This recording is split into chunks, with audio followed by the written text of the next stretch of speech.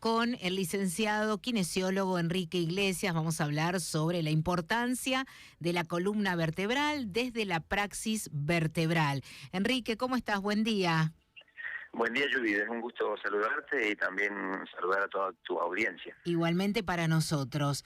Hablar de la importancia de la columna vertebral nos hace sentir cuánto nos afecta, principalmente en estos días de pandemia, donde nuestra rutina cambió. Muchas veces nos quedamos demasiado quietos, no nos movemos lo suficiente y después lo primero que te empieza a doler es la espalda.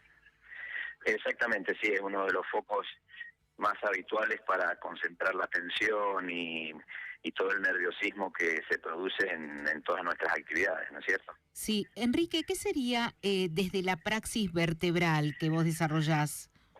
Bueno, para explicarte un poco eso tengo que hacer un poco de historia, ¿no es cierto? Remitirme a mis primeros años de kinesiólogo cuando salí de la facultad, y en esos años la formación que nos daban le daba una cierta importancia a la columna mayor que al resto de las articulaciones, porque comprendía una parte del sistema nervioso, ¿no es cierto? Pero a partir de que yo empiezo a desarrollar la praxis vertebral como método terapéutico, esa importancia se potenció, porque la columna vertebral es un centro de pasaje de todos los estímulos que el cuerpo recibe, y también es un centro de pasaje de todas las respuestas que da el cerebro, sean conscientes o no sean conscientes. Entonces, hay que imaginarse a la columna como una multitud de interruptores, como los interruptores de luz, pero no los comunes de prendido y apagado, sino como esos interruptores que uno gira la perillita hacia un lado y la luz aumenta de intensidad, y si gira la perillita hacia el otro lado, la luz disminuye de intensidad, ¿no es cierto? Eso aplicado a los estímulos físicos. Si lo aplico a los estímulos físicos, por ejemplo, si yo recibo un estímulo en la planta del pie, ese estímulo viaja a través de mi columna y el cerebro emite una respuesta.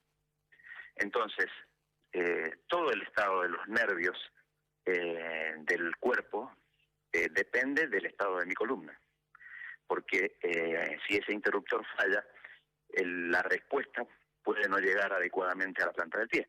O sea, te doy un ejemplo, por ejemplo, con un nervio muy común, que es el nervio ciático. Sí. Si mi nervio ciático recibe un estímulo, como por ejemplo puede ser el hecho de estar parado, ¿sí? Si ese estímulo llega bien al cerebro, pero el interruptor de vuelta no está en condiciones, por ejemplo, yo puedo sentir la pierna débil o la puedo sentir adormecida, ¿sí? Eso es porque ese interruptor está dejando pasar menos corriente. Si deja pasar menos corriente, más corriente, por el contrario, puedo sentir dolor, ¿sí? Y después no sabemos qué hacer cuando te agarra el dolor de nervio ciático. Exactamente. Eso se traduce... Es desesperante, ¿eh? Exactamente. Es un dolor muy acuciante, por ejemplo, y el problema no está en la planta del pie, donde yo estoy apoyando, el problema está en la cintura. Eso lo podemos aplicar a todas las funciones corporales. Por ejemplo, yo puedo recibir un estímulo en el estómago, y ese estímulo tiene que atravesar la columna para que mi cerebro emita una respuesta. Entonces, el sistema nervioso vegetativo también atraviesa la columna, entonces depende del estado de mi columna si yo tengo una buena digestión.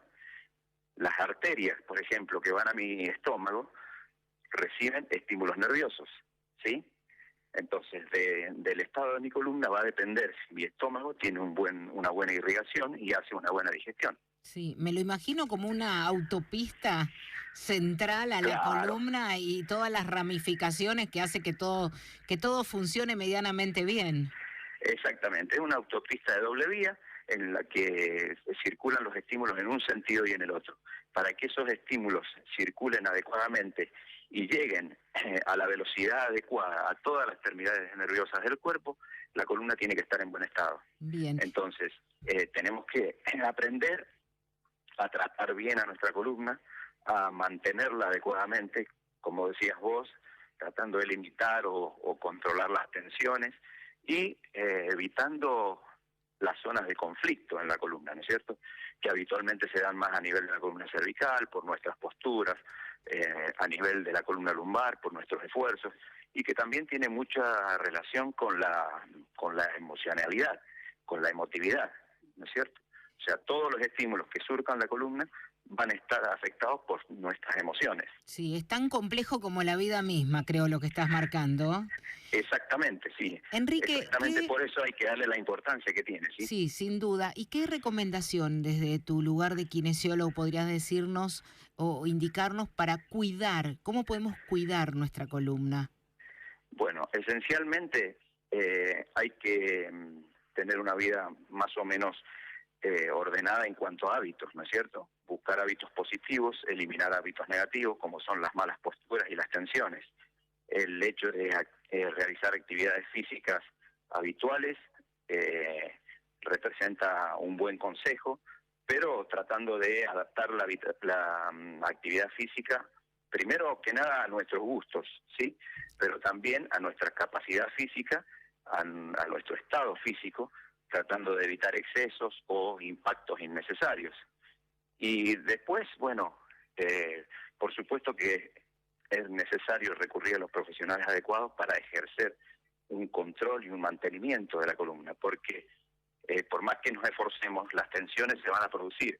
Entonces es necesario que en el momento en que se producen, concurramos al profesional adecuado para que verifique el estado de nuestra columna, evite bloqueos innecesarios de la función vertebral en los distintos sectores, y de esa manera vamos a mantener una columna lo más flexible y móvil posible, y que permita el pasaje de esos estímulos adecuados a todas las terminales del organismo. Me encantó esta expresión que usás, Enrique, de el mantenimiento de la columna. ¿Esto se hace a partir de masajes? ¿Qué tipo de mantenimiento? Bueno, se puede realizar a partir de distintas técnicas, ¿no es cierto? El masaje es una, las técnicas manuales, dentro de las que está el masaje, pero también está la quiropraxia, la osteopatía, el método que yo practico, que es praxis vertebral. Digamos, son todos mecanismos que hacen que, por ejemplo, si bien el paciente puede estar haciendo una actividad física, cuando hay un bloqueo, el movimiento no es adecuado. Se adapta como para que las zonas libres compensen la movilidad bloqueada, ¿no es cierto? Entonces es importante que un profesional matriculado y con conocimiento adecuado verifique que la columna se esté moviendo adecuadamente. Bien. O sea, la actividad física es importante, pero muchas veces hay que controlar que se realice en la forma adecuada. Muy bien. Una última consulta, Enrique, aprovecho tu especialidad. Las sillas que tenemos por lo general para escritorio, vienen algunos modelos que en lugar de ser rectas, la espalda no te queda recta, sino que uno como puede tirarse hacia atrás, ¿no? Como recostarse medianamente. ¿Esto es aconsejable o son mejores las sillas que te mantienen una postura prácticamente de 90 grados? La ergonomía es la ciencia que estudia todo este tipo de cosas que me estás preguntando. Ha tenido un desarrollo bastante importante en los últimos años, ¿sí? En principio, la silla tiene que ser lo más recta posible, no reclinada. Pero lo que más se aconseja es que tenga un relieve en la zona de la cintura, en la zona lumbar, sí, como para que la curvatura lumbar tenga un apoyo un poco mayor que el resto de la columna. Esto ayuda a que la postura sea adecuada. ¿Podemos poner un almohadón de repente ahí? Claro, sí, muchas veces cuando no está la posibilidad de comprarse una silla con ese formato, la recomendación es que el paciente ponga un almohadón en la zona lumbar que colabore como para que él esté un poco más erguido y no reciba tanta tensión en la zona lumbar. Excelente. Muchísimas gracias. Hemos aprendido un montón, no solamente cómo cuidar, sino entender de qué se trata nuestra columna. Bueno, en conocernos un poco más. Gracias, Enrique.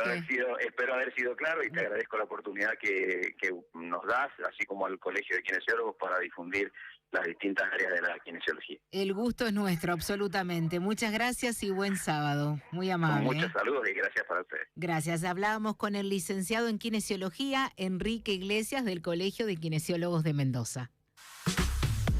Judith Scheyer conduce Clima de Radio.